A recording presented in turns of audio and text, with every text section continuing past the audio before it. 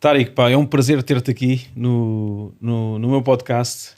Obrigado pelo convite. Na Banheira Com, e eu acredito que tu vais trazer aqui muitas histórias, muitos insights aqui à nossa conversa, porque o tema aqui são os desafios que nos mostram o sentido da vida, e a tua vida está plena de desafios, e o teu crescimento, eu tenho seguido o teu crescimento, pá, tem estado forte, acredito eu, e eu lembro-me de me ter cruzado contigo das primeiras vezes. Acho que foi no ano 2000, quando o Homes Place abriu. Yes! E pá, estamos a falar há 25 anos atrás. Foi um movimento bem interessante. Yeah. Em Portugal, de uma hora para outra, todo mundo é saudável.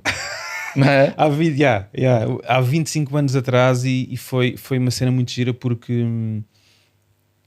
desde então o yoga cresceu de uma forma exponencial nos últimos 25 anos em Portugal.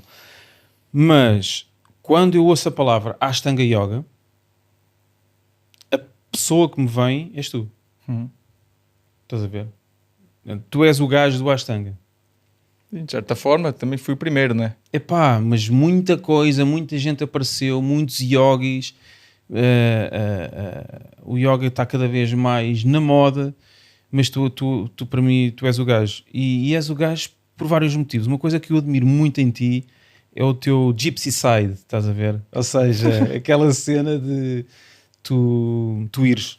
Foi uma coisa que eu sempre admirei, foi a tua liberdade, o teu sentido de liberdade. E sempre te vi a viajar para a Índia, para outros países, sempre te vi a lidar bem com... andaste de chinelo ou descalço e andaste de Ferrari passado 8 dias. Então sempre admirei isso em ti. O que é que era o yoga de há 25 anos atrás, o Ashtanga, onde tudo começou aqui em Portugal, e em que é que se traduziu aqui nos últimos anos este crescimento, qual é a direção que estamos a caminhar? Olha, eu acho que, contraditoriamente, eu fiz parte desse movimento inicial do Ashtanga, mas eu, até hoje em dia, e nos últimos anos, eu não tenho alunos portugueses. Eu mudei para o Alentejo, acho que em 2012, tenho um programa de verão lá, que foi chamado até pouco tempo Yoga Surf and Sun, agora pus Yoga Surf and Soul. E de facto não tenho muitos alunos portugueses. Muitos dos meus alunos na altura, nessa primeira vaga até 2004, 2005, muitos deles começaram a ir para a Índia também, que eu estimulava as pessoas a irem para a Índia, até para também sentirem o yoga num contexto mais distinto. E é diferente uma pessoa ir praticar yoga na Índia, sentir toda aquela cultura. E o yoga, de uma forma ou de outra, vai sempre ser um bocado filtrado, e agora, como está a ser apresentado, eu particularmente não me identifico muito. Não sei bem o que é que se passa, tento estar assim um bocado à margem. O Sri Patabi Joyce, que foi o meu primeiro professor na Índia, morreu em 2009, e curiosamente o Sharat Rangaswamy, que no fundo foi o meu professor mais direto, não é? Porque eu quando fui para a Índia a primeira vez em 2001, o Guruji tinha, sei lá, uns 90 anos. Só que o neto dele tem 3 ou 4 anos mais velho do que eu, então tínhamos essa afinidade mais pela idade, e pronto, ele era que era a pessoa presente. E ele faleceu em novembro do ano passado. Estava nos Estados Unidos, teve um ataque de coração súbito e faleceu, e que foi assim uma surpresa, não é? Afinal, uma pessoa que supostamente tem a saúde acima do nível, acima da média, de uma hora para outra morre. Saúde, consciência, hábitos, etc. Mas chegou ali a hora, não é? E tu aprendeste com o Patabi Joyce e com o neto dele. Sim. Conta-nos aí um bocadinho como é que isso... Como é que começou essa paixão? Foi um chamamento? Foi um acaso? O que é que aconteceu? Bom, eu tive o meu primeiro professor de yoga em Portugal. Bom, a história não é muito longa, mas é mais ou menos longa. A minha família é muito alternativa. Portanto, eu nunca fui vacinado, nasci em casa. Minha avó veio da Indonésia, minha avó e meu avô vieram da Indonésia, metade da minha família é indonésia, holandesa da Indonésia, metade da família é brasileira portuguesa. Então na Segunda Guerra Mundial os japoneses tomaram conta do Pacífico e do Índico, daquela zona, e tinham a Indonésia para eles. Mas a avó estava em campos de concentração e tal. Acabou a guerra, o governo da Indonésia mandou toda a gente embora, toda a gente que era holandesa embora. Então nesse percurso ela com o meu avô foram para a Índia, para Tamil Nadu, e tiveram 2 anos a viver na Índia. E o meu avô era engenheiro agrónomo e teve um convite, acho que foi do Matarazzo, que era um daqueles fazendeiros mesmo super ricos do Brasil, e que contratou o meu avô para gerir uma daquelas fazendas de café ou de cana-de-açúcar, de não sei quantos mil hectares, assim. Então, eu desde muito novo ouço de astrologia e de yoga. Parece que minha avó teve um namorado que era inglês e que... Eu lembro de ter uma foto por acaso no gelo, curioso, fazer posição de lótus sentado no gelo. Uma foto de um jornal. Então, esse tipo de temas para mim, tipo, o alternativo, que se diz alternativo, para mim era o sistema vigente, não é? Tipo, ninguém é o médico, enfim. Eu apanhei todas as doenças possíveis, todas aquelas que existem vacina, eu apanhei todas elas quando era miúdo, não é? Então, é como se diz, não é? O que não mata torna-nos mais forte. E pronto, eu tive a minha fase ali por volta dos 17 anos, depois de uma desilusão amorosa, como sempre. Tive uma fase mais psicadélica e acho que a tomar LSD pela primeira vez, aquilo abriu-se assim um portal. Eu lembro, foi no final de tarde na praia das Bicas, o sol a se pôr, e quando eu olho para trás assim, a lua cheia mesmo a nascer, e eu, uau, tipo, encontrei isso, this is me. E pronto, tive assim um verão meio a flertar com psicadélicos. Mas havia uma coisa dentro de mim que sentia que isso não era um caminho positivo. Apesar de uma pessoa querer estar naquele estado para sempre, e eu ter-me identificado muito com o estado, e daí houve uma pessoa que me disse, olha, normalmente as pessoas que têm tendência a tomar drogas, e tu fazes surf, por exemplo, isso é um aspecto de Netuno, né, na astrologia, que é essa necessidade de fundir com algo maior do que tu. Só que essa moeda tem 2 lados. Se tu vais pelo lado das drogas, é o lado destrutivo. Então acho que tu devias tentar fazer yoga, tai chi chuan e não sei o quê. E aquilo meio que caiu-me assim, puff. E ela ofereceu-me um livro, que é a autobiografia de um yogi, de Paramahansa Yogananda, que muitos yogis, muitas pessoas leram esse livro. E eu não era uma pessoa de ler muito, e aquilo eu devorei o livro em 3 segundos. Meu pai era praticante tai chi quando era novo. Então eu de um dia para o outro deixei de tomar drogas. Na realidade nem tomei muitas, enfim, nunca tomei drogas pesadas, assim, porque eu não considero psicadélicos drogas pesadas, mas enfim, isso é a minha perspectiva. E de um dia para o outro, cold turkey, comecei a praticar yoga todos os dias e comecei a praticar tai chi chuan todos os dias, e comecei a estudar medicina chinesa, que eu estudei 6 anos. E em Portugal, naquela altura era com livros, não é? Porque não havia internet. Meu primeiro livro de yoga, curiosamente, ainda por cima com aquela idade, depois de uma desilusão amorosa, chamava-se O Yoga e o Sexo. Eu achei que era o tema mais interessante para um jovem de 18, 19 anos. Ok, pá, nitidamente, pá, tens que aprender algumas coisas, então se o yoga ainda por cima vai-te ensinar a ter bom sexo, pode ser um bom pretexto. E eu lembro-me, estava na Gulbenkian uma vez a praticar tai chi, estava no anfiteatro e olhei do outro lado do lago, um segurança a vir falar com um sujeito assim, e esse sujeito estava a fazer trikonasana, que é uma postura de yoga, em cima de um banco, vestido de laranja. E tipo dizendo, tipo, para ele sair dali, não é? E eu pensei, fiquei com uma certa revolta, né? Segurança e tal, a pessoa está só a praticar yoga. Dali uns 10 minutos essa pessoa veio e sentou-se ao pé de nós, e eu cheguei ao pé dele, olha, então eu vi o que aconteceu e tal, e tu és professor? E ele, sim, sou professor de yoga, meu nome é Carlos Rui.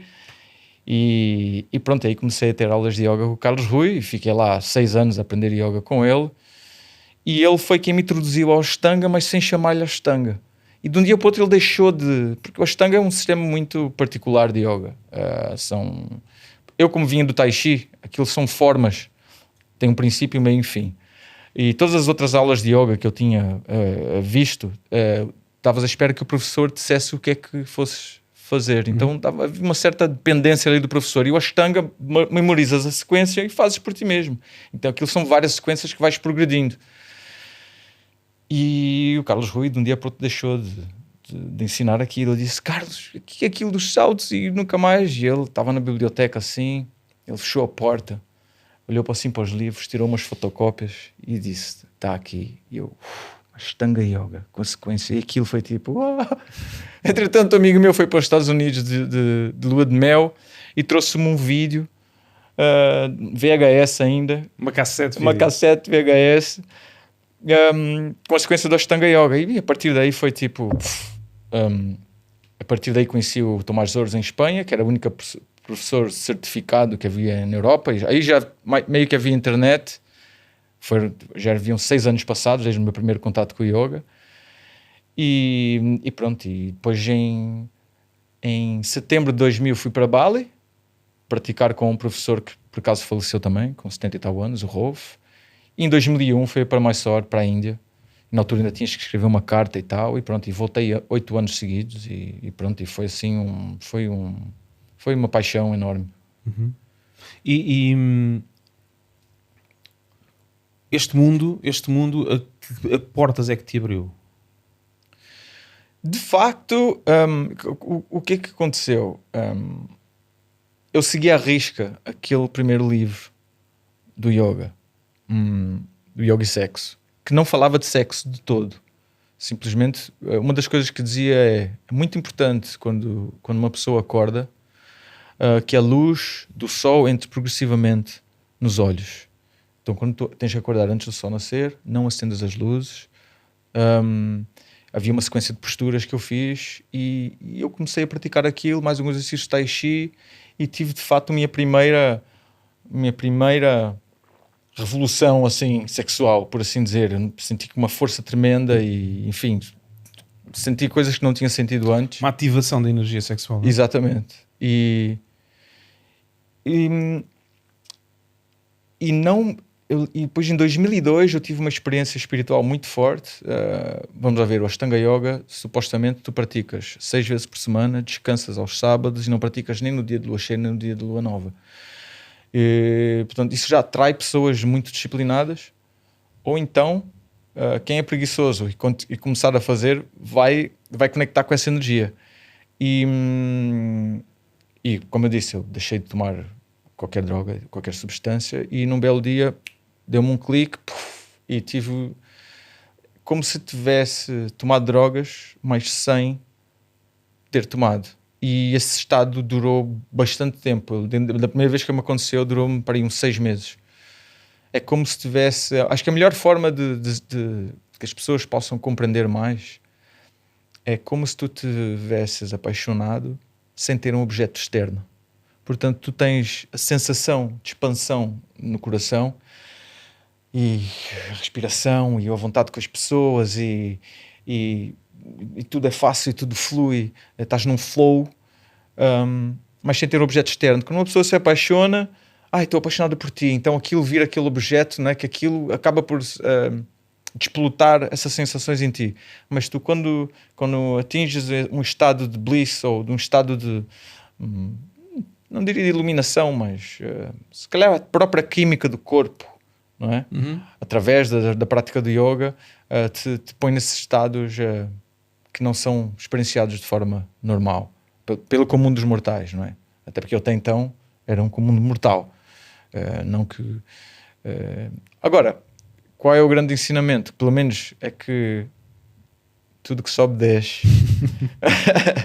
E não há nenhum estado que vai se perpetuar para sempre. E então isso aí, eu tive umas quedas muito profundas e quando a gente sobe muito, a gente vai descer para outro polo oposto. E aí acho que começa o caminho espiritual. Queres contar melhor o que é que, de forma prática, o que é que aconteceu? Dar um exemplo de que queda é que tu tiveste? Ansiedade. A ansiedade, acho que foi a coisa que mais me marcou. Acho que foi a coisa mais presente na minha vida por muitos anos. E Ansiedade que assim que acordavas. exato, assim que acordava. É uma ansiedade, começava de manhã e é sempre uma sensação no coração, de pressão. E pronto, lá no final do dia ia aliviando, mas depois pensamentos repetitivos. Claro que a prática ajudava bastante, mas acho que até tu desenvolveres uma certa maturidade em como diz, não é? Os desafios que nos mostram o sentido da vida, é porque acho que há uma tendência, seja tomando drogas, seja praticar o yoga, nós queremos sempre estar bem. Equilibrados, não é? Equilibrados. Sim, mas acho que isso, pelo menos pessoas intensas como eu e como os Ashtangis, e por exemplo, eu surfo ondas grandes, portanto, esse desafio, esse mistério que é a morte, talvez, não é? Que tanto nos atrai, mas também é o nosso maior medo. Então, quando a gente sobe e temos níveis muito altos de satisfação pessoal e que não tem nenhum objeto externo, não há um motivo, ganhei dinheiro, estou feliz, ou tenho uma namorada nova, estou feliz, simplesmente estás naquele estado. Se tu te apegas a esse estado, eu acho que a vida vai-te mostrar que muitas vezes, pum, e pronto, e acho que muitas vezes foi assim de um dia para o outro mesmo. Acordas de manhã, daí onde é que está aquela sensação? Então vais tentar repetir tudo aquilo que fizeste, não é? Até então vais praticar mais forte, vais acordar mais cedo, não é? Então entras num loop que muitas pessoas chamam que é o spiritual seeking, não é? Mas enfim, que na verdade parte de um lugar de vazio. Exatamente. E chega a um lugar de vazio. Exatamente. Não é? Sendo que o vazio, na verdade, é um excelente lugar para se estar, porque se nós soubermos falar com ele e estarmos nesse vazio, porque o vazio é a origem de tudo, acredito eu. Sim. Embora as pessoas queiram fugir do vazio constantemente, da sensação de vazio, na verdade o vazio está lá para nos mostrar alguma coisa, que eu acredito que seja muita coisa. Então até que ponto é que nós nos sentimos conectados com quem nós somos? E esta conexão, ela vem apenas de um lugar, que é o lugar da solidão. Quando nós estamos sós, aí é que nós conseguimos entender, compreender e integrar o que é isto da conexão. E essa conexão, ela parte do vazio. Só que nós temos medo, acredito eu, nós temos medo de uma coisa, que é que a sensação, que aquele primeiro impacto do vazio se perpetue para o resto da vida. Então não damos espaço para mergulhar no vazio. O que nós fazemos é alguma coisa para nos mostrarmos ocupados, para fugir da sensação de lidarmos com quem somos naquele vazio. E isto depois vai se perpetuar, segundo aquilo que eu tenho visto e que tem acontecido comigo, em relações, em profissões, em validações externas, não é? Então tu tocaste aí em vários pontos muito importantes. Um deles é tudo o que sobe desce. Tudo o que sobe desce. E até que ponto é que nós conseguimos deixar cair a ilusão, por isso é que eu trouxe a palavra equilibrar há pouco, de que a vida tem de ser equilibrada. Porque se a vida tem de ser equilibrada, eu acho que perde o sentido. O sentido perde-se no equilíbrio. Embora nós desejamos inconscientemente esse equilíbrio, nós queremos que o nosso relacionamento seja equilibrado. Que existe equilíbrio no relacionamento. Nós desejamos que a nossa conta bancária seja equilibrada. Nós desejamos que a nossa saúde seja equilibrada. Mas no equilíbrio não existem montanhas. Não existem montanhas. Só existe uma planície. Então, eu acho que é curioso essa história das relações, porque, bom, também, como tu sabes, uma coisa é estar na Índia, por exemplo, onde toda uma sociedade e toda uma cultura é voltada para o divino. E tudo o que tu fazes é com um impulso devocional, algo maior do que tu. A nossa sociedade não é assim. Então, como é que a nossa sociedade é baseada de quanto mais melhor eu estudar, melhores notas vou ter, quanto mais trabalhar, mais dinheiro vou ter, então quanto mais duro eu praticar, mais benefício da prática vou ter. Então acho que muitas vezes os ocidentais confundem isso até por uma questão de cultural e de educação. E no ponto da relação é interessante que eu tinha um mestre, Ramesh Balsekar, em Mumbai, que ele dizia tentar que uma relação, principalmente amorosa, 50-50 é um erro. Porque aí já não há dinâmica, já não há trocas energéticas. Segundo ele, o ratio ideal é 60-40. Agora, é importante que a pessoa que está em 40 aceite que o outro esteja em 60 e essa dinâmica pode mudar. Mas se houver um certo desequilíbrio, há dinâmica e a troca energética. Mas a partir do momento que tu encontras... É tipo surfar, não é? Se não houver ondas, tu não vais surfar. Sim. E essa analogia que tu trouxeste agora das ondas e que trouxeste no relacionamento é super importante. Mas é um padrão inconsciente da sociedade em que nós vivemos. Nós queremos atingir a plenitude num mar flat. Eu acho que a maior ilusão da sociedade é achar que algum dia vai tudo estar bem. E eu acho que isso é uma grande ilusão. Então acho que... Por isso é que no budismo diz muitas vezes que life is suffering. Então se a gente partir dessa premissa que a vida é sofrimento, então, ok, já partes do princípio que o sofrimento é inevitável. Então não vais lutar contra algo que já está presente. Então tu acabas por aceitar essa realidade da vida. E eu acho que nós caminhamos na vida muitas vezes à espera daquele momento que vai tudo estar bem. Quando eu tiver dinheiro, quando eu me reformar, ou quando, não é? E não é assim. Eu discordo desse aspecto que tu agora referiste, life is suffering. Eu prefiro life is painful. Porque é totalmente diferente de life is suffering. Porque life is painful é uma abordagem de que a dor faz parte da vida. Life is suffering é uma abordagem em que eu preciso sofrer para me sentir vivo. E se eu me preciso de sofrer para me sentir vivo, então o meu objeto de busca é o sofrimento. Inconscientemente. Supostamente Buda também disse que pain is inevitable, suffering is optional. Exatamente. Mas E o Tony Robbins imitou o Buda. Foi. É verdade, a dor faz parte da vida, o sofrimento é opcional, não é? Faz parte. Mas então esse processo de lidar com o sofrimento, e depois há tantas metáforas, não é?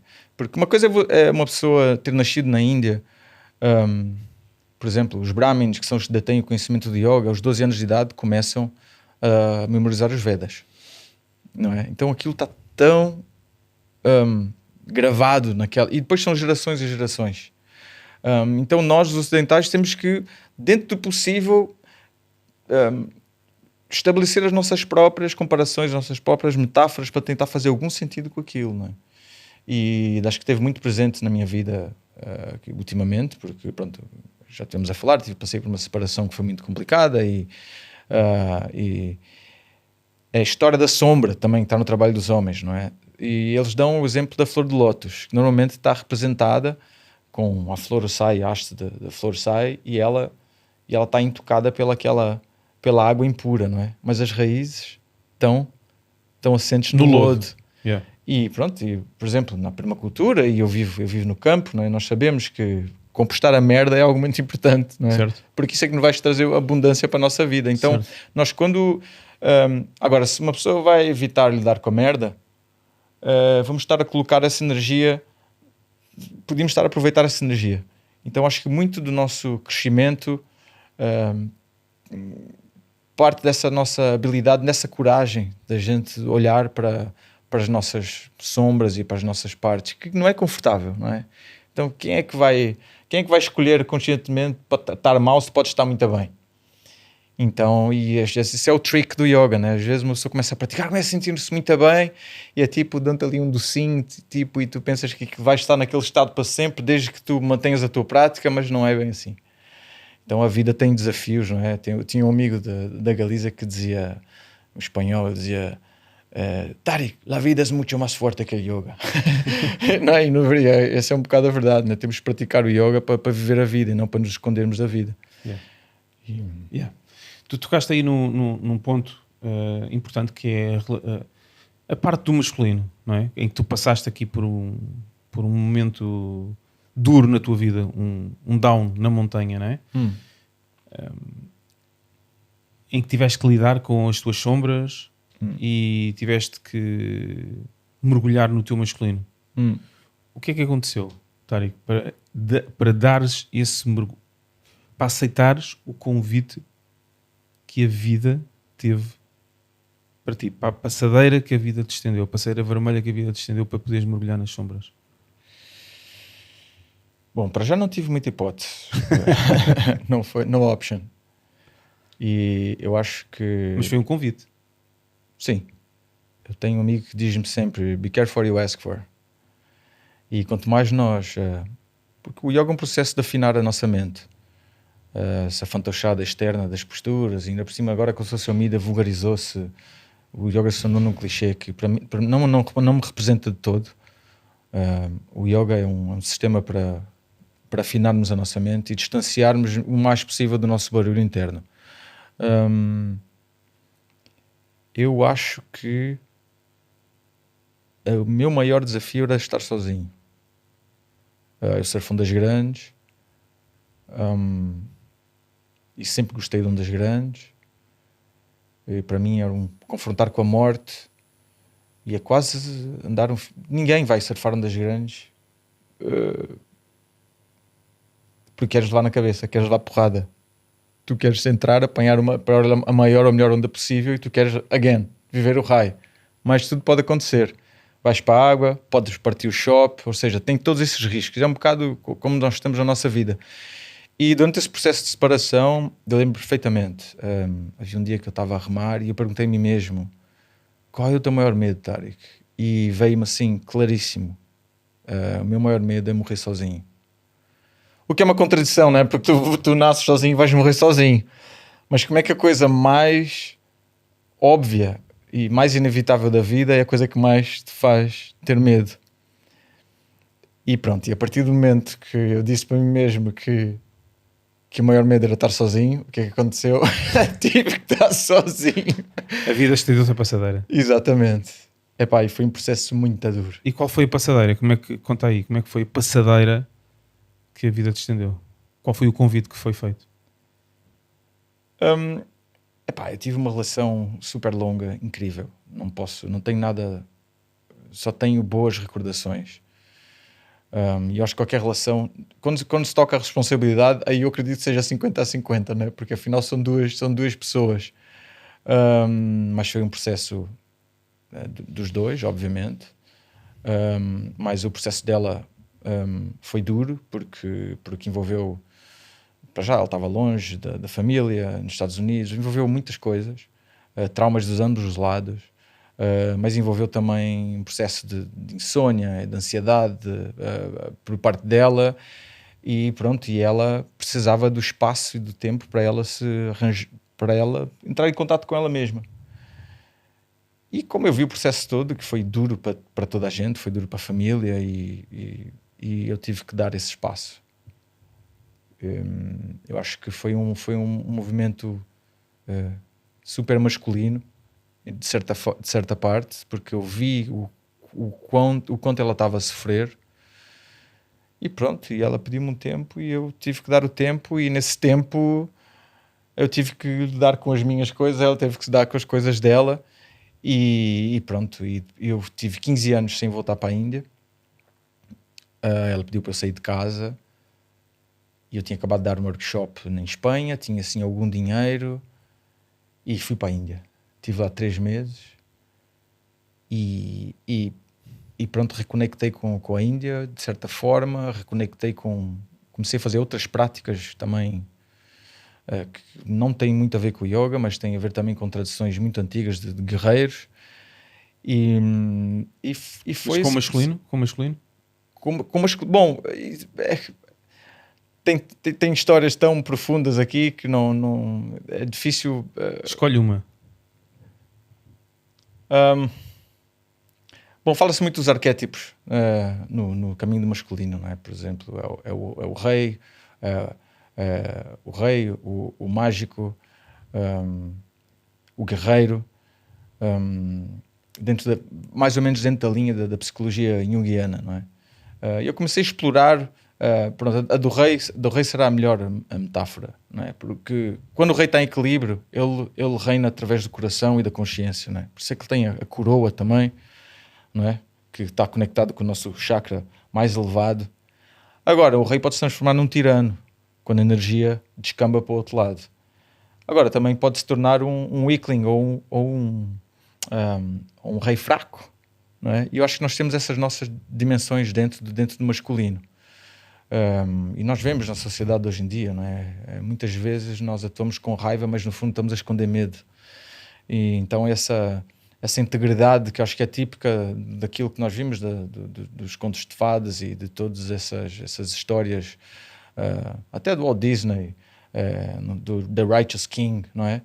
Então dentro da cosmologia hindu também há muitos exemplos de arquétipos, dos quais o Rama é considerado o The Righteous King.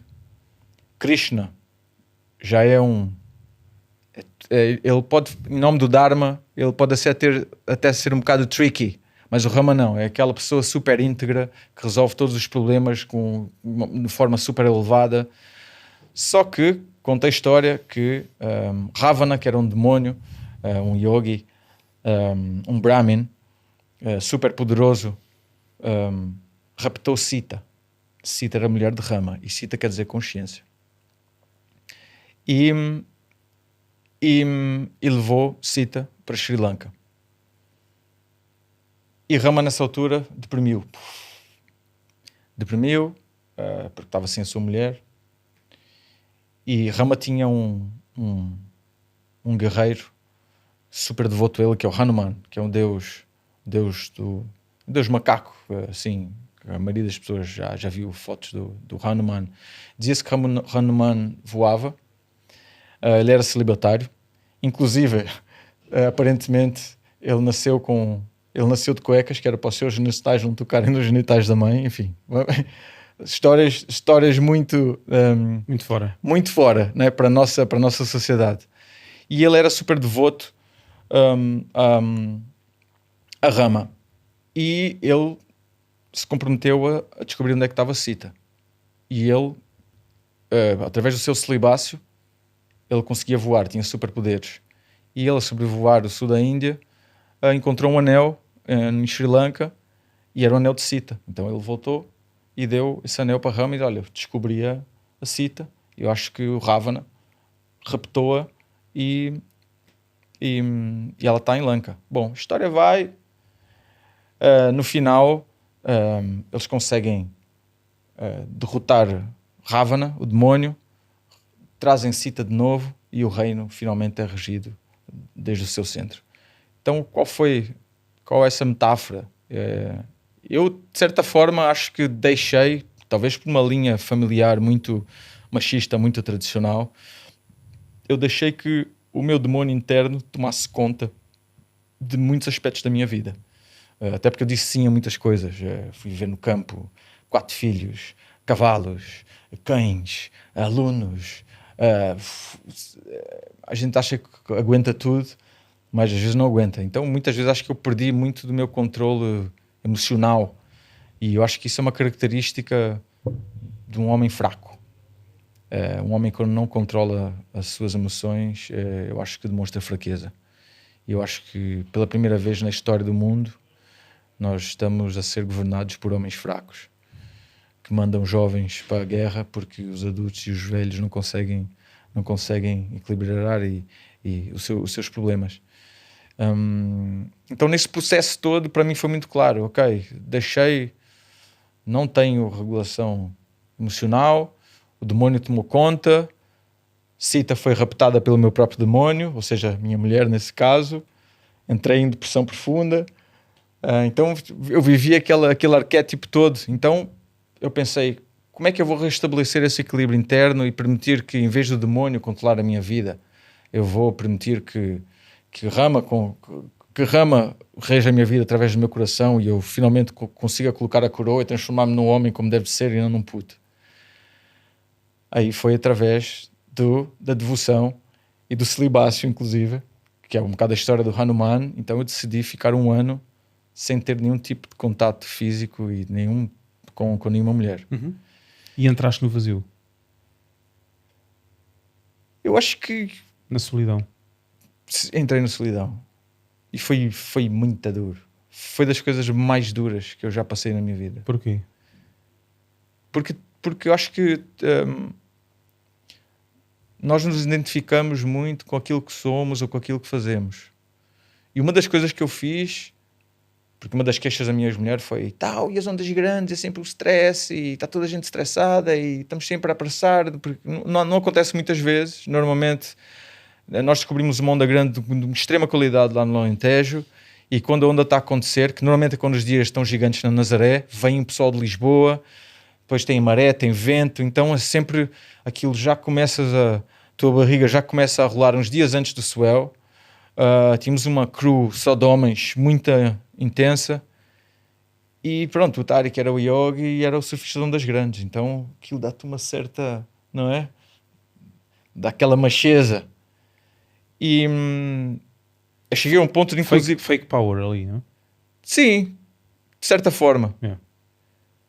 Se eu preciso de provar a minha virilidade para o mundo, something was wrong. Pá, eu decidi vender todo o meu equipamento. Até fiz um post sobre isso e tudo. Eu quis mesmo destruir o meu ego completamente. Eu quis desfazer completamente o meu ego, que era para saber onde é que eu errei, como é que eu podia me reconfigurar e como é que eu podia me restabelecer. E pronto, e curiosamente a Índia, depois de 15 anos, não, absorveu-me e tive sempre sozinho. E pronto, e comecei a praticar outras coisas. Comecei a ir ao ginásio. Com isso consegui ganhar 4 quilos, para mim era uma coisa impensável. Comecei a comer carne. Mudei imensa coisa na minha vida. E assim, eu acho que somos sempre work in progress. Não, acho que não há lá está, não vai haver um momento em que vamos estar naquele nível que está tudo bem. Mas acho que pela primeira vez com 50 anos eu me sinto um homem. Nessa solidão conseguiste contactar com o divino? Consegui contactar com o divino de forma muito consciente, journaling. Eu estava tão perdido.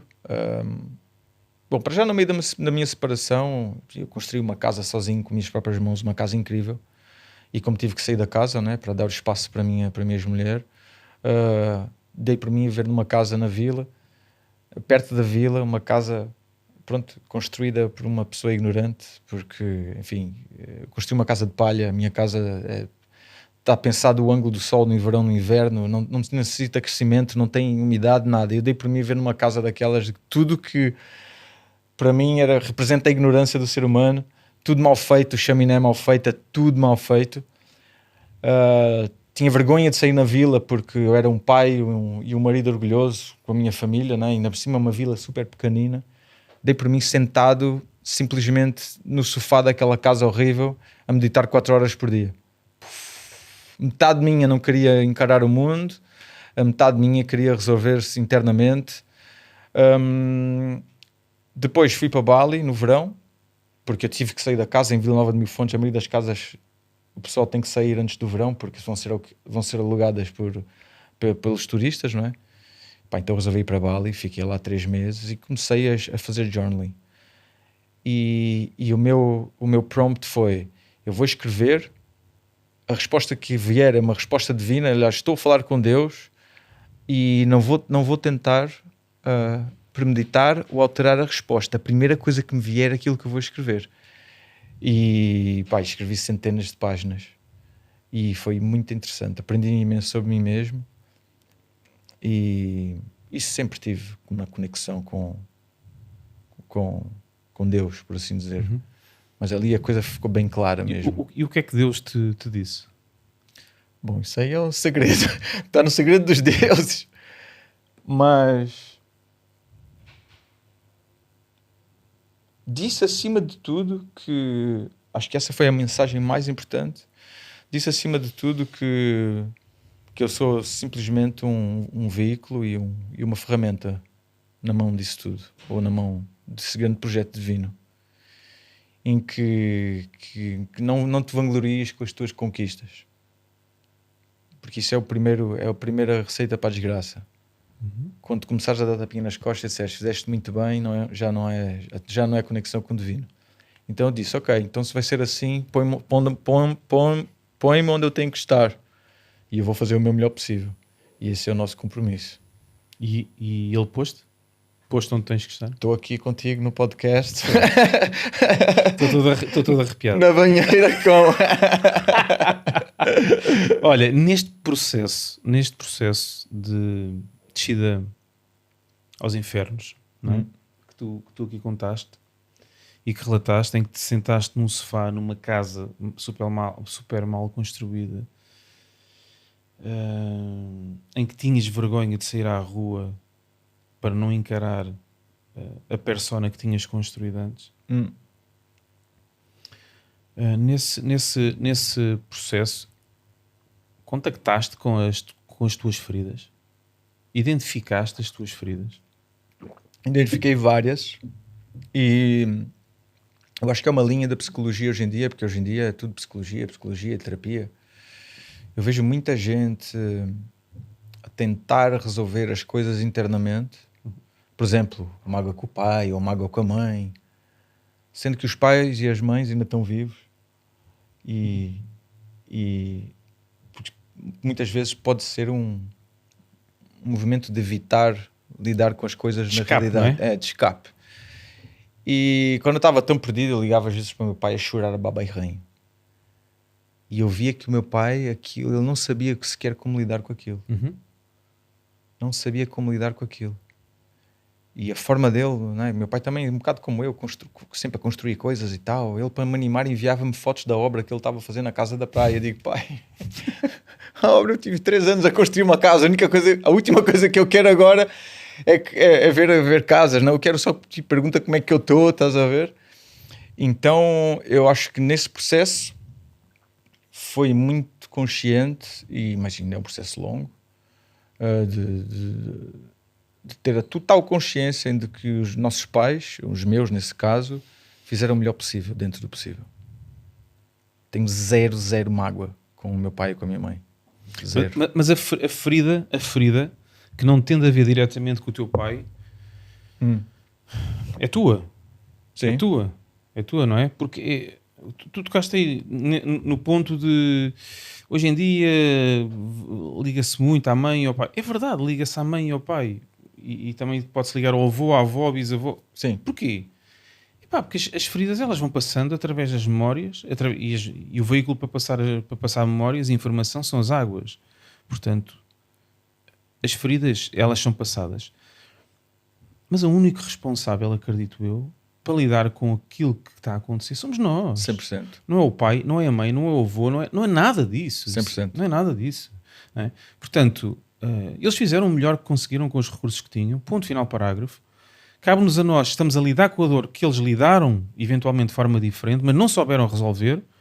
Nós agora, Deus, o Divino, está-nos a dar essa possibilidade, está-nos a estender a passadeira vermelha para que isso aconteça.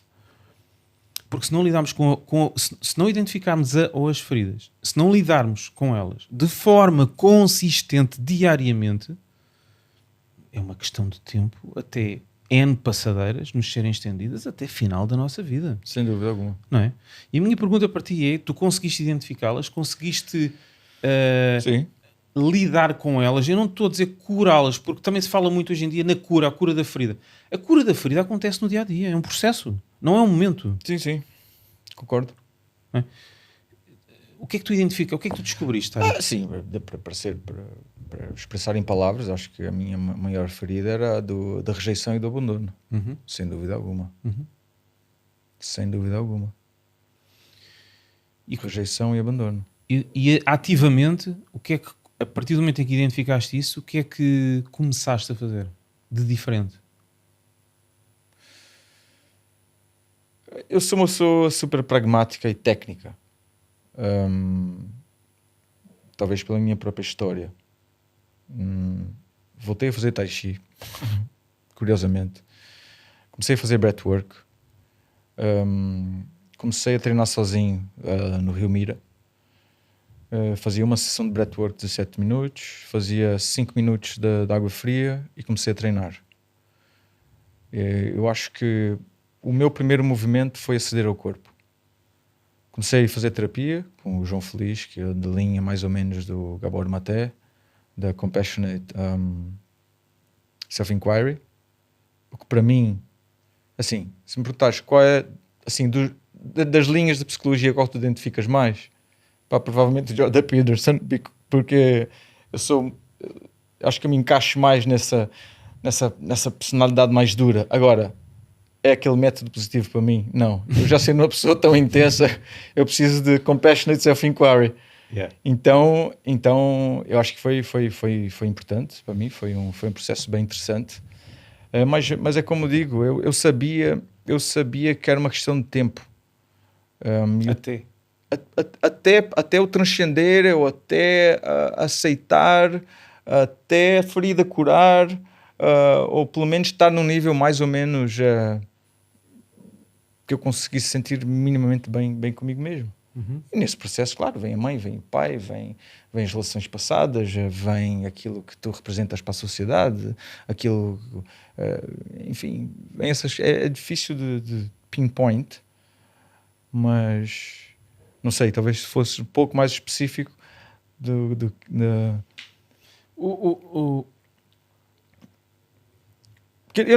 eu também tendo a não eu acho que a história da cura, eu acho que se nós estamos constantemente a dizer que temos que nos curar, partimos de um posto que estamos sempre doentes. estragados. Exatamente. E eu acho que isso não é uma coisa tão... Eu acho que passamos por desafios no espaço e no tempo. Não controlamos a vida de forma alguma. Eu sou um control freak e isso também foi uma grande aprendizagem. E depois confiar em que se tu caminhares reto, vais conseguir manifestar, e tudo faz parte de um plano maior. E que, sabe, assim, eu não sei se acredito em outras vidas ou não. Eu não assim, pode até ser que sim, pode até ser que não. Pode ser que seja um estado aqui, nessa vida que nós vivemos. Se calhar vamos para outro estado, não sei. Mas parece que há uma certa... que o karma é uma coisa real, não é? Agora, nós não sabemos o que é que a gente fez para trás. Podemos tentar neutralizar e não fazer novos karmas que possam ser negativos, mas aquilo que a gente já fez para trás, a gente vai ter que pagar. Então, nesse sentido, eu acho que para mim foi claro. E vi também testemunho de outras pessoas, não é? Por exemplo, fazer o luto da relação. E vi imensos homens, não se metam com ninguém, fechem vocês mesmos, tipo, trabalhem sobre vocês próprios, comam. E eu acho que muito do nosso estado de bem-estar tem a ver com a química que o nosso corpo gera. E daí que eu digo que eu sou uma pessoa muito voltada para técnicas.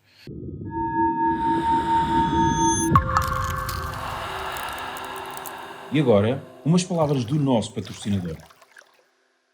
Eu sou um aventureiro por natureza. Adoro participar em aventuras desde criança.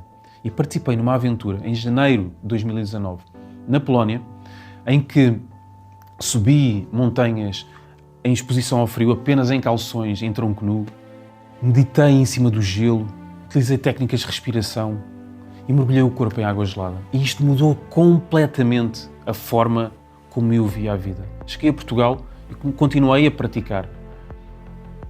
E surpresa, várias pessoas começaram a pedir-me ajuda neste sentido, para alterarem a sua visão da sua vida. E eu decidi criar a Soul. A Soul Dive into a New Dimension. É uma marca cujo objetivo é ajudar as pessoas no seu dia-a-dia, após o seu treino, a melhorarem a sua performance, a reduzirem os índices de inflamação, a libertarem todas as endorfinas necessárias para se sentirem mais focadas, mais em paz, mais alegres, mais felizes, a trabalharem o seu mindset e o seu compromisso com o seu corpo, com a sua mente, com a sua alma. A Soul é muito mais do que uma banheira portátil de água gelada. É um mergulho numa nova dimensão. E estamos cá para te ajudar a dar esse mergulho.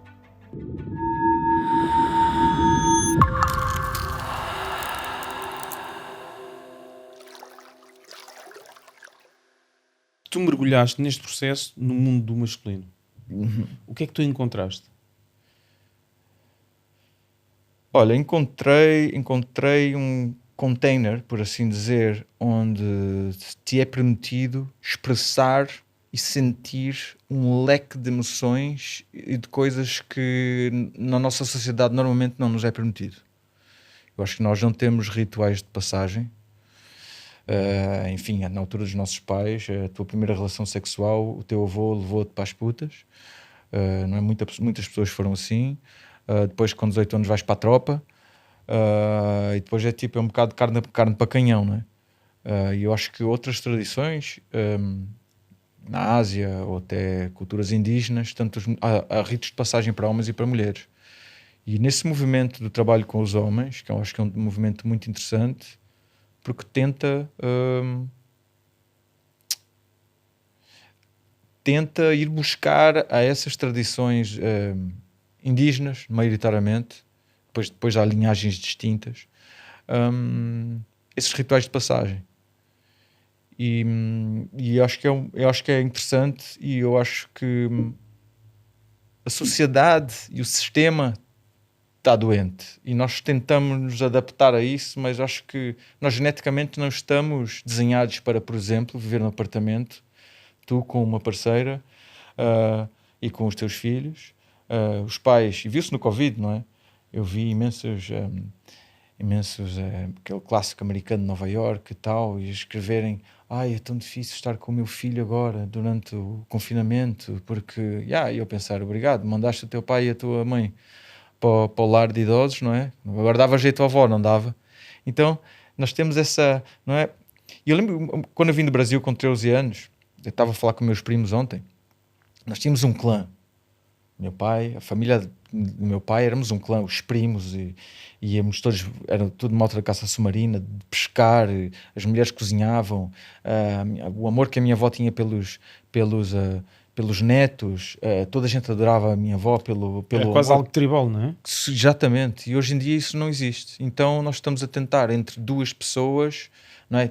E há essa pressão do homem de ser vulnerável para quando a tua mulher precise de desbobinar, tens que ser o machão na cama, tens que ser o provedor, ou seja, há uma série de pressão que é colocada no homem e uma série de pressões colocadas na mulher também, né? Mas pronto, eu como homem sei quais são as pressões que são colocadas em mim.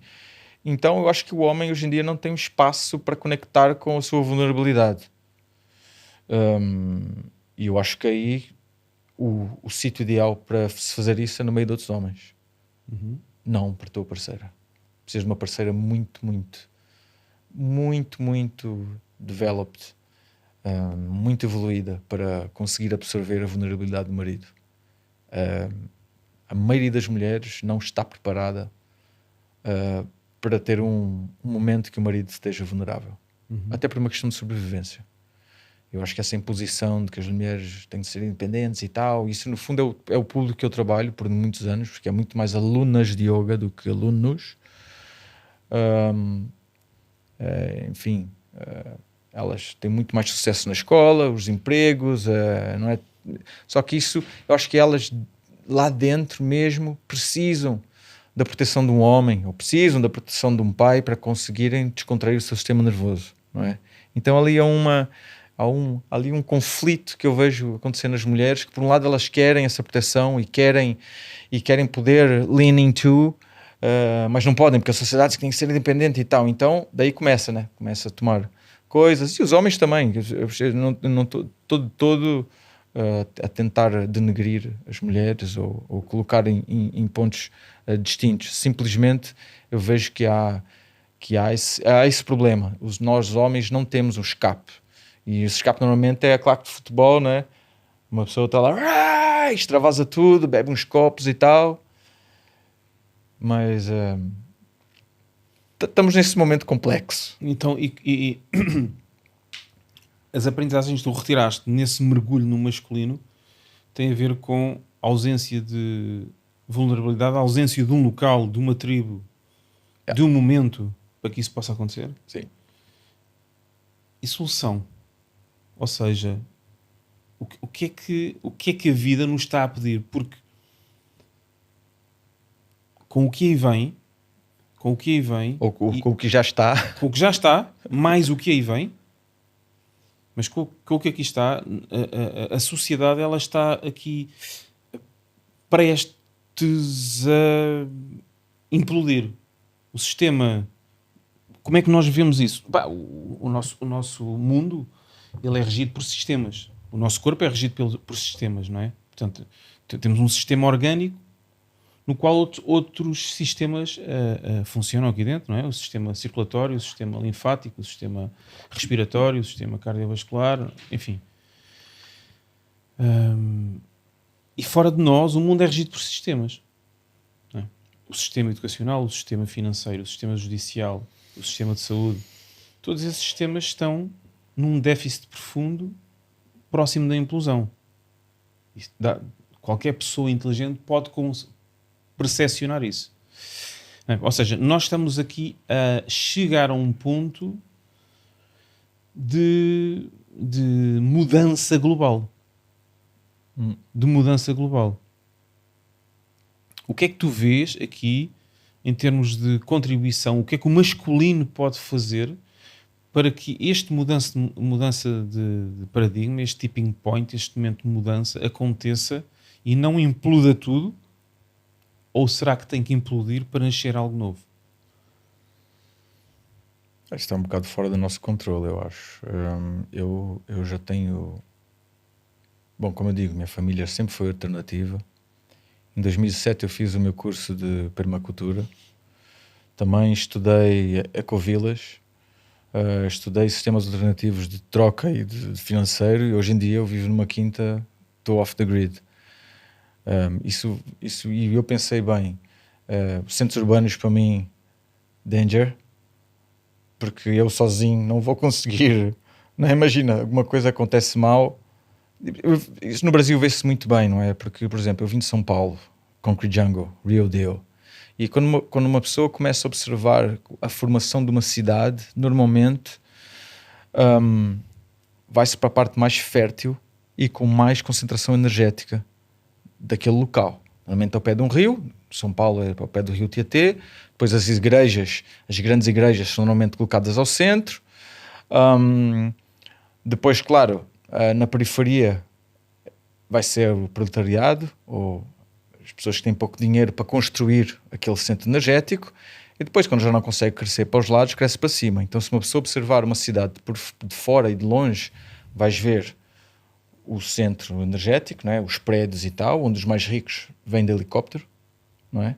Depois tens a classe média, que está ali na periferia mais imediata, não é? Que já, sei lá, 3, 4 andares no máximo, 5, 6, e depois tu tens os pobres, e que são as favelas, e que são os subúrbios, que elas já se espalham horizontalmente. Então, para mim, isso é muito fácil de observar, e às vezes quando houve, por exemplo, o apagão. Os mais ricos fogem do helicóptero, eles passam por cima de tudo.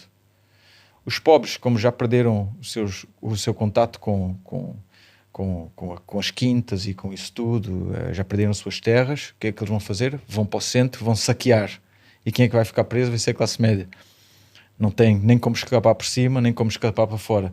Então eu pensei, eu quero estar numa situação em que estou ao pé do mar, até porque eu gosto de surfar, onde possa plantar, possa ter os meus próprios vegetais, minha fonte de água, minha fonte de eletricidade e estar o mais longe possível. Isso no cenário Doomsday, não é? Agora, em relação ao masculino, eu acho que temos que voltar à nossa integridade. E acho que, infelizmente, nós abusamos muito do feminino por gerações. Nós, o masculino. Nós, o masculino, de certa forma. E muitas vezes não é porque... Outro dia fui fazer a inspeção do carro e quase chorei e tudo. Era uma bicha grande e eu vi, era hora do almoço e vi uma data de pessoas homens, fazerem a inspeção do carro com as roupas todas sujas e pintores e pedreiros ali fumarem o seu cigarro à espera, né? E eu a pensar, uau, uma mulher normal olha para esse homem e tem nojo dele. Mas ela esquece que essa pessoa é a pessoa que lhe constrói as estradas onde elas conduzem os seus carros, é as que constroem os apartamentos para elas estarem confortáveis. Então há uma grande contradição, não é? Eu acho que o masculino foi mandado para as trincheiras por gerações. E claro, nós estamos tão traumatizados como as mulheres. Muitos desses abusos, quer dizer, eu longe de querer justificar os abusos que os homens ou que nós cometemos por muitas gerações sobre as mulheres, mas assim, é que há muito trauma com o masculino, e eu acho que agora cabe-nos a voltar para dentro e recuperar essa integridade, esse rei interno, ou esse guerreiro, uma coisa mais centrada, mais samurai, mais com controle sobre as suas emoções, não panicar, não desesperar, alguma coisa corre errado, a capacidade de planificar, uma capacidade de antecipar. O que tu estás a falar, eu tentando traduzir, é centro. É centro, é buscar centro. O homem precisa de centro, não é? Estar centrado. Mas para estar centrado precisa estar presente. Exatamente. E para estar presente precisa de sair da roda. Também. Ou ir para o centro da roda. Mas a roda é aquilo que faz com que toda a gente esteja a rodar. The rat race. Não é? Então, como é que o homem, na tua opinião, consegue estar presente para obter o centro?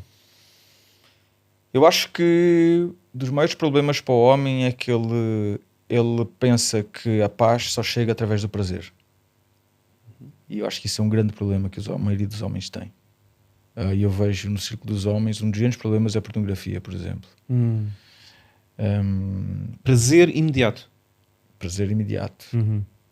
Prazer imediato. Estás a falar pornografia como adição. Ou vamos lá ver. Sim, mas vamos lá ver. Uma pessoa tem um orgasmo, tens aqueles segundos de paz. Certo. Ou seja, precisaste de atingir um nível tão alto de prazer para conseguir estar em paz. Até que não é típico. Uma pessoa tem um orgasmo e dorme, não é? Entra naquele estado de paz. Eu acho que o homem, muitas vezes... Isso tem a ver com os níveis de prolactina que descem imediatamente a seguir. Sim, mas o que é que na sociedade de hoje em dia proporciona ao homem sentir-se em paz? Nós sabemos o que é a paz? Já sentimos paz alguma vez? A paz é um hábito. E esse hábito precisa de se praticar. Então, amor é um hábito. Uma pessoa sai no trânsito. Não é? A paz é um hábito, o amor é um hábito, a coragem é um hábito. Sim, mas é um hábito que tens de desenvolver, não é? Praticar. Para se tornar um hábito tens que o praticar. Exato, só que onde é que uma pessoa aprende isso, não é? E eu acho que esse é que aí voltamos à história dos ritos de passagem. E é que os miúdos hoje estão super perdidos. Eu acho. Os miúdos e as miúdas. E depois temos outro problema que eu e tu ainda temos referências do passado, que é viver uma vida sem telemóveis, sem social media. Hoje em dia a tua presença virtual é quase tão ou mais importante do que a tua presença real. Os miúdos não sabem comunicar que não seja através do telefone. Eu já ouvi dizer que essa tendência está a mudar e já há miúdos que estão a rebelar-se contra e tal, mas acho que é uma mínima... É uma percentagem muito mínima da sociedade. Sim, porque o nível de adição à dopamina e à serotonina que todos os gadgets promovem é imensamente superior a qualquer outra coisa. Portanto, tu sentes isso de certeza, né? Com o teu telemóvel. Sim. Eu sinto isso. Eu tenho um conflito enorme com o social media. Sim, embora eu também eu utilizo alguns esquemas para que isso não aconteça e tempos médios de duração e faça outras coisas para que isso não aconteça, como por exemplo, existem diferentes tipos de conexões que nós fazemos no dia-a-dia. Existe uma forma muito rápida, existe uma conexão saudável, coisas com que nós nos podemos conectar saudavelmente, e conexão não saudável. quanto mais tempo tu tiveres conectado de forma saudável, menos tempo te sobra para estares conectado de forma não saudável. Então é uma questão de escolha e alocação de tempo. Compreendo. Agora, se nós pensarmos quem é que são os heróis e quem são os modelos dos jovens hoje em dia. Sim, certo. Isso é complexo, não é? Certo. Porque, por exemplo, eu acho que o Cristiano Ronaldo pode ser um bom exemplo. Certo. Um exemplo a seguir. Mas também ele é um alien, não é? Um extraterrestre. Aquela pessoa Certo. não é normal. Ele tem uma integridade acima da média, tem uma capacidade física atlética acima da média, tem uma... Mindset. Ele é completamente... É um extraterrestre. Obviamente que ele é uma pessoa... É que muita gente, muitos miúdos querem almejar. Exato. Não é? Querem almejar. Mas quantos deles querem fazer o esforço para chegar aí? Mas essa é a questão. Mas isto não tem a ver com o miúdo. Isto tem a ver com o ser humano. Eu vou dar um exemplo. As minhas filhas sempre se habituaram, e não é um exemplo extraordinário, é o meu exemplo. As minhas filhas sempre se habituaram a, quando acordavam, eu estava a chegar de manhã do treino, da corrida, na montanha. Estás a perceber? E porquê que eu faço isso? Eu faço isso para me conectar e faço isso para outra coisa, para lhes dar o exemplo. Mas eu foi a mesma coisa. E Nós praticamos yoga com os miúdos ao nosso lado sempre. E tu a mesma coisa. Exatamente. Portanto, as crianças aprendem através do quê? Exemplo. As equipas aprendem através do quê? Exemplo. As famílias aprendem através do quê? Exemplo. E isto leva-nos à pergunta: quem é o exemplo, não é? Como tu disseste, quem é o exemplo? Quem é o exemplo? Quem é um role model? Quem é o role model para os teus filhos? Quem é o role model para as minhas filhas? O que é que se debate à mesa? Quem é o exemplo que se segue, que realmente é inspirador? Sem dúvida, mas eu acho que eu e tu, assim, vamos comparar com a sociedade, não somos bons exemplos. Não somos. Porque por exemplo, eu levei muito à risca aquela expressão time is money. Porquê? Porque aos 10 da manhã já acabei o meu trabalho. Então eu tenho aquele tempo todo para fazer aquilo que eu quero. E nós sempre optamos por estar com os nossos filhos. Os nossos filhos só foram para a escola com 6 anos. E nós passamos a infância deles todo o tempo com eles. Então eles têm uma... Agora, imagina a pessoa que não tem essa hipótese e que chega em casa depois de 8 horas de trabalho, ainda põe o trânsito para chegar a casa, e depois ainda tem que levar o miúdo numa atividade, não sei o quê, depois chega em casa, é tudo xixi-cama e roda de novo. E depois no fim de semana, quer extravasar, quem bebe álcool, comida, depois bebida, está sexo, tudo no telemóvel. Saída à noite, redes sociais, certo? E é complicado. Certo. Mas por isso é que é tão importante este trabalho de profundidade e com seriedade e com compromisso e com consistência de nos ligarmos à ancestralidade.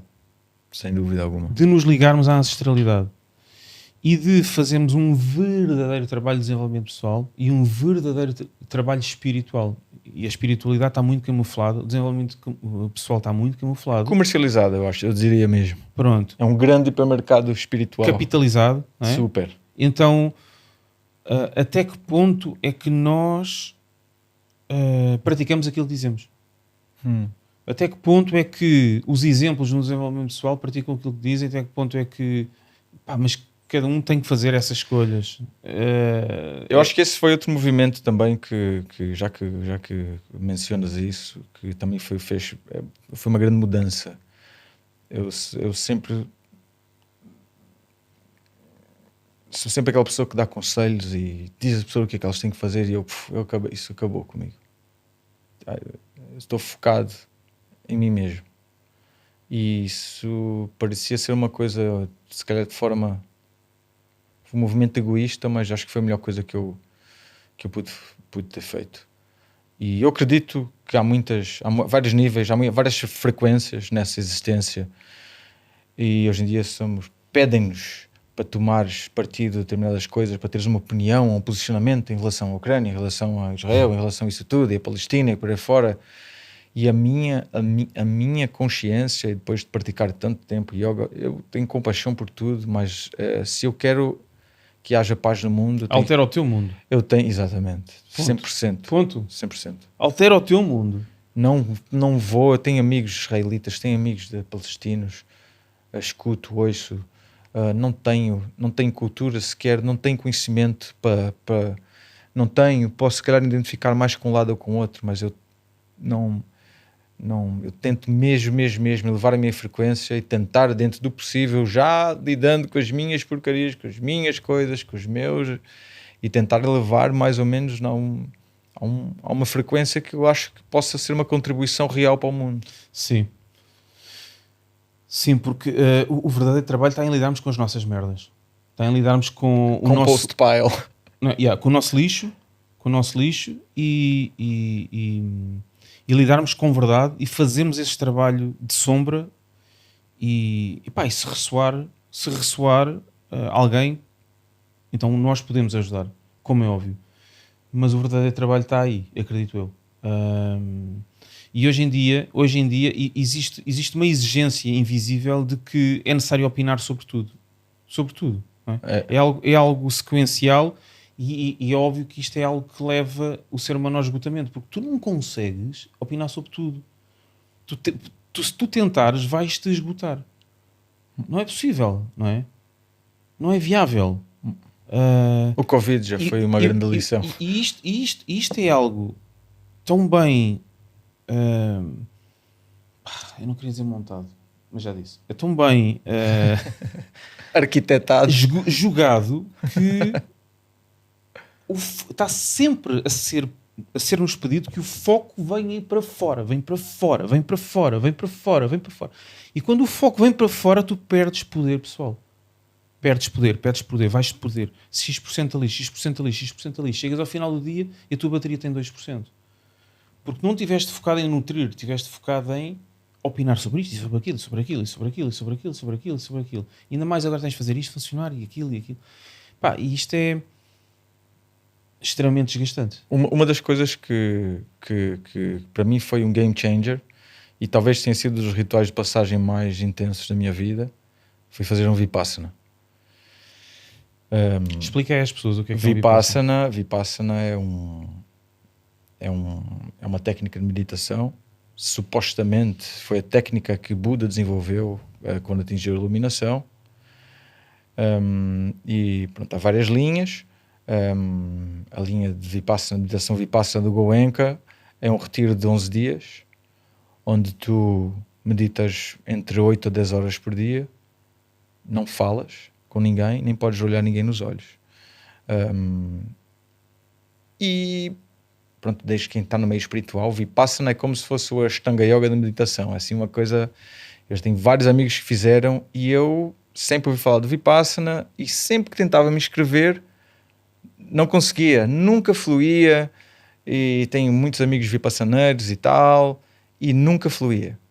E consegui fazer pela primeira vez em novembro do ano passado. Fui a um centro de retiros em Ávila, em Espanha. É gratuito, qualquer pessoa pode fazer. E é exatamente isso que tu estavas a referir. É o movimento inverso, porque vais completamente para dentro. É uma técnica muito específica. Não é tipo sentar e viajar na maionese. Aquilo tem um foco muito, muito específico. E aí sim, eu lembro que no terceiro ou no quarto dia eu já tive várias experiências espirituais transcendentes, mas ali tive uma super forte e de uma hora para outra transformei-me num átomo, tipo, já não era corpo, já não era mente, foi assim uma fusão total com o universo. E normalmente estão 3 professores sentados à frente, eram 100 e tal pessoas, mulheres de um lado, homens do outro, e eu lembro ali, a meio, eram 2 horas de meditação, onde eu não estava a mexer o corpo, não estava a sentir dor, naquela meditação tudo fluiu, e eu estava a pensar, tenho que compartilhar com o mestre, pois, porque podias ter uma entrevista com ele 10 minutos do dia, é o único momento que podes falar, e era sempre sobre a técnica. E no momento que eu visualizei eu a dizer isso para o mestre, veio uma voz que me disse: tudo aquilo que fizeste na tua vida foi para como é que foi em inglês? Everything you've done in your life was for an external gratification, approval. E no momento em que isso me veio, comecei a chorar baba e ranho. Encaixou. Foi mesmo. Eu falei, tudo que eu fiz até hoje foi para show off. E foi uau, foi mesmo assim Uau, honro-te mesmo por essa partilha aqui. Hein? Yeah. E pronto. E daí foi uma desconstrução interessante. E quando falei com ele, já meio excitado, eu falei: pronto, eu já sei o que ele vai me dizer, não é? Eu disse: tá, e ele falou, e ele: and so what? It's okay. Whatever. E no outro dia, depois vais querer repetir a experiência, pá, e outro dia, a outra meditação, a memória já estava com dor no corpo, já a minha cabeça já estava a ir para tudo quanto é lado, mas foi um movimento, foi uma experiência bem interessante.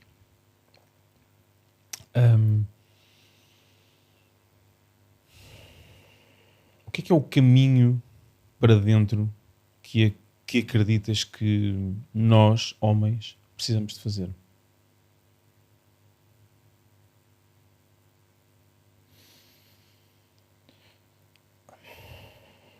Eu acho que é importante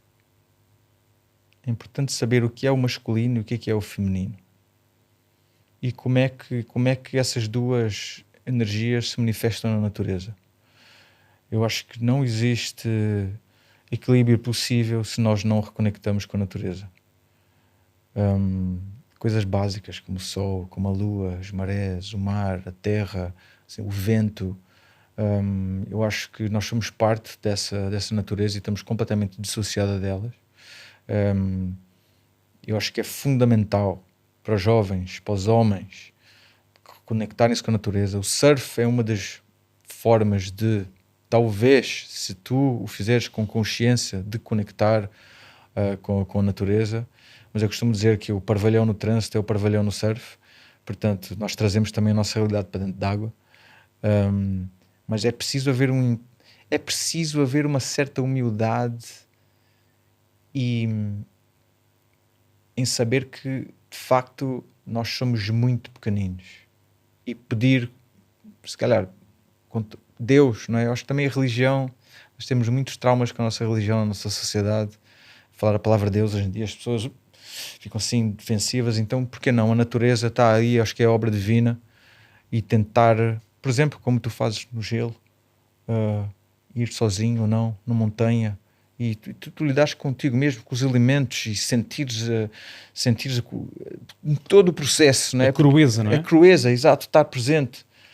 Eu acho que isso torna-nos, porque hoje em dia os homens vão ser ultrapassados pelas máquinas, pela tecnologia. Qual é a nossa função, não é? Até as casas já se fazem casas com impressora 3D. Não é a nossa mão que transformou isso tudo, né? O fato de termos o dedo polegar e sermos tão habilidosos manualmente, mas a natureza está aí ainda. E eu tenho um amigo, Nuno Assunção, lá Nuno, fez os cursos de permacultura comigo. Ele trabalha nas águas de Portugal e ele disse que o Fundo Monetário Internacional veio cá visitar a Portugal, porque Portugal tem dos maiores programas de limpezas de água do mundo.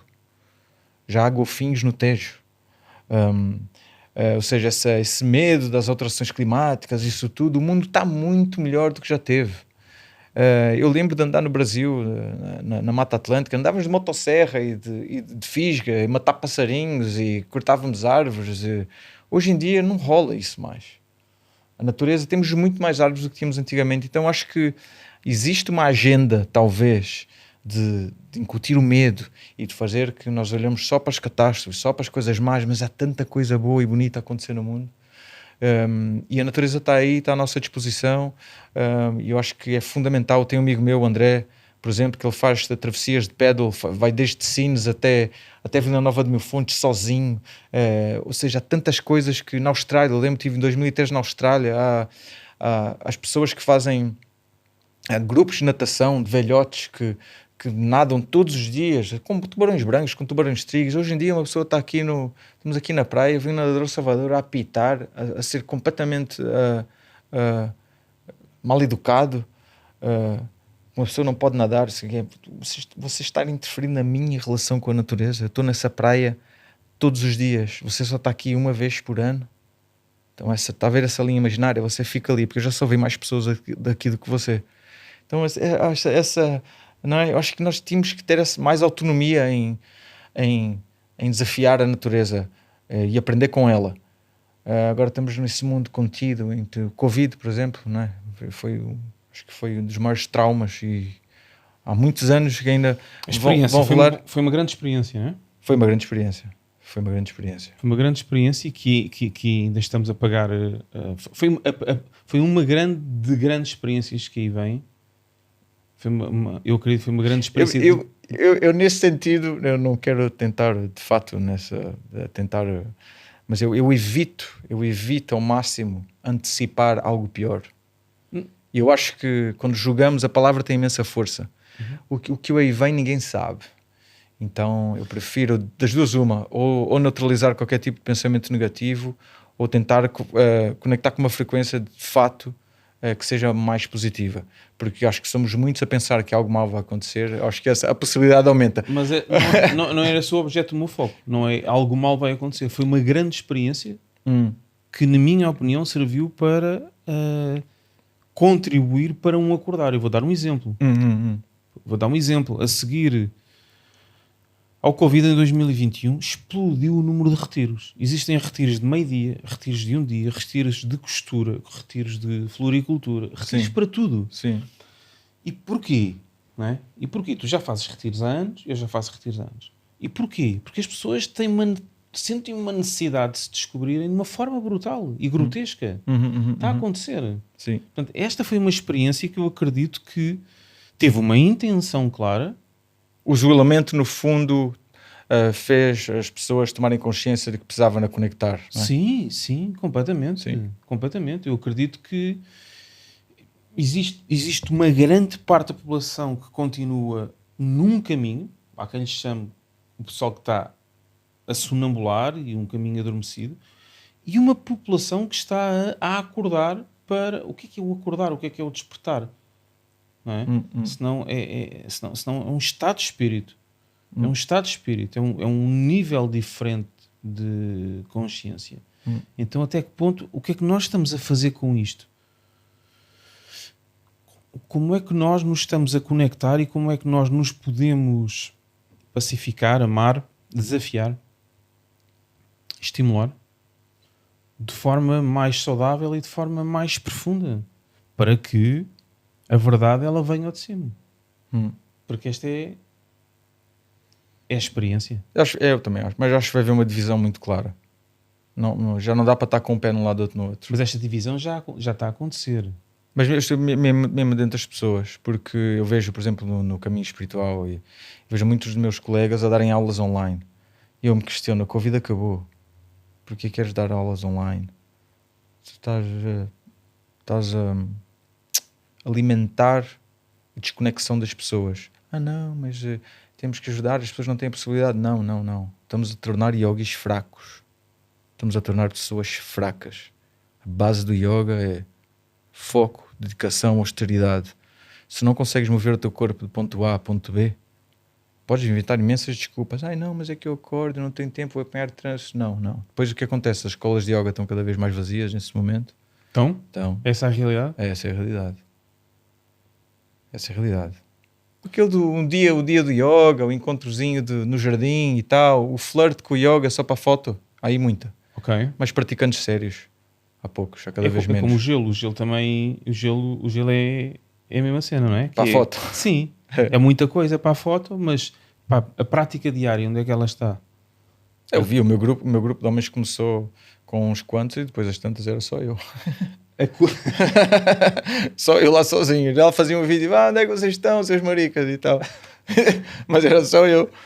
A conexão diária com os elementos. Porque nós falamos de espiritualidade, mas a espiritualidade, isto agora levávamos aqui para outro podcast, não é? O que é a espiritualidade? Senão a prática diária com uma conexão profunda com aquilo que nos rodeia de uma forma verdadeira, crua, honesta. Não é? Até que ponto é que nós nos conseguimos conectar diariamente com os elementos? Com a água, com o gelo, com o fogo? A espiritualidade para mim é cultivar a tua relação com a morte.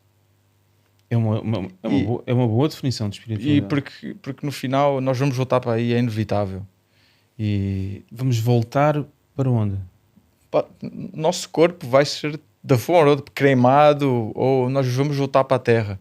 nós vamos voltar, nós vamos fazer parte desse grande ciclo de novo. Nós vamos ser transformados. Exatamente. Nós vamos ser transformados. Exatamente. Não é? Eu acho que acho que isso é muito importante. E na natureza, nós estamos muito mais vulneráveis, porque tem muito mais força do que nós. Eu costumo dizer que o pessoal do yoga só é tão arrogante porque it's not so life-threatening. Não é porque uma pessoa vai surfar ondas grandes. Tudo bem, hoje em dia há muita segurança, jet ski, é difícil morrerem pessoas a surfar ondas grandes, mas o risco de tu morreres é muito maior. E no yoga não, não é? Porque espiritualmente falando, a prática do yoga tem esse movimento em contraste com a tua morte, não é? Mas também se vais construir o teu ego, não é? O teu corpo vai morrer, mas vais tornar o teu ego invencível. Então acho que quando estamos com os elementos, isso os yogis antigos iam para os Himalaias, não é? Iam lá para as grutas e separavam-se da sociedade para tentar encontrar. E eu acho que a história do gelo, ou escalada, ou surf, ou até bicicleta, não sei, qualquer, ou velejar, tem muitos amigos velejadores, por exemplo, ou fazer freediving, é tudo que for que nos conectar com os elementos, com o fogo, com a água, com o ar, com a terra. Eu acho que isso é um grande caminho espiritual. Não é fazer uma prática espiritual não significa que uma queres mais ou menos espiritual que outros. Até pelo contrário, eu vejo muitas vezes os agricultores lá no Alentejo, as pessoas que ano após ano fazem os fardos, caçam os javalis, não sei o quê, e matam a galinha, estão muito mais conectados com o ciclo da vida do que nós, né? Que são aqui os veganos da cidade, os ativistas não é? Que no fundo eles querem ser, desculpem veganos, meus amigos veganos, mas trazem uma raiva dentro que não tem nada a ver com aquilo que eles querem pregar, né? Se eles querem pregar o amor e a compaixão em relação aos animais, a maneira que eles estão a entregar simplesmente vai contra todos os princípios que eles querem. E não é? Então, ok, I'm vegan, é a primeira coisa que te dizem, não é?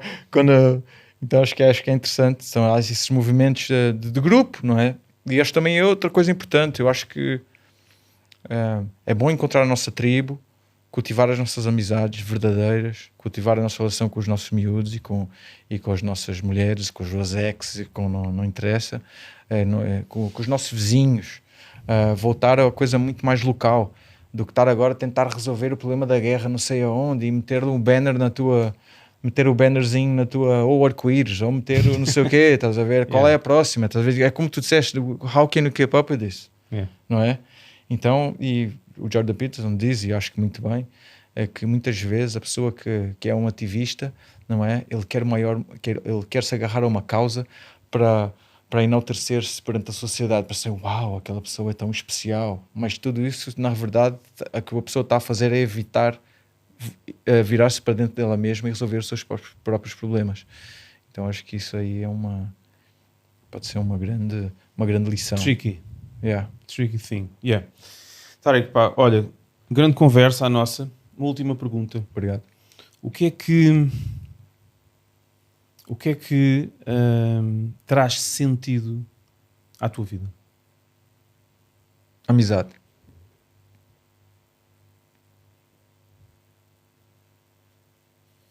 Arro.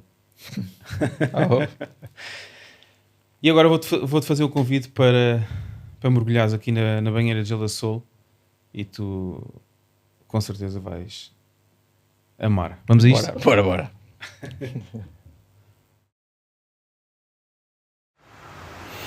Posso? Podes.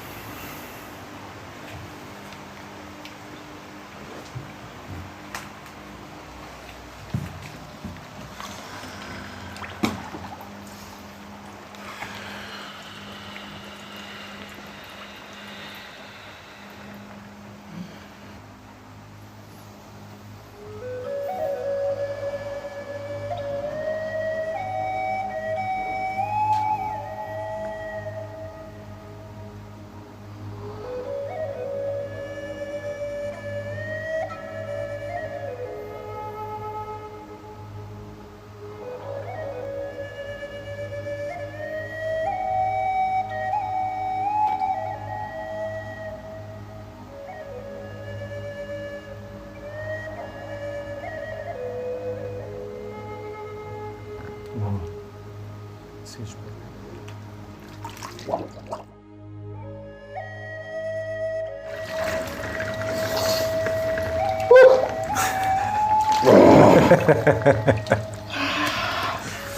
Em grande.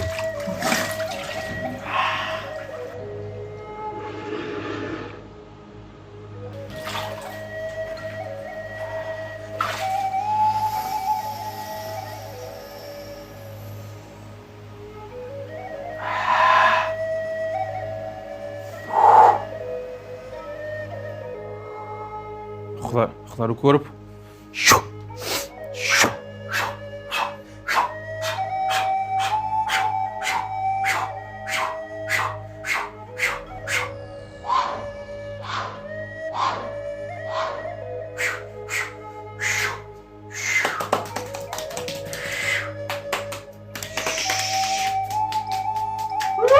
Bem awake, hein? Dive into a new dimension. Yes. Irmão, obrigado. Parabéns aí pela conversa, Obrigado. pela entrega. Obrigado. Grande tarde e grande conversa. Estamos juntos na banheira Vamos com. na banheira.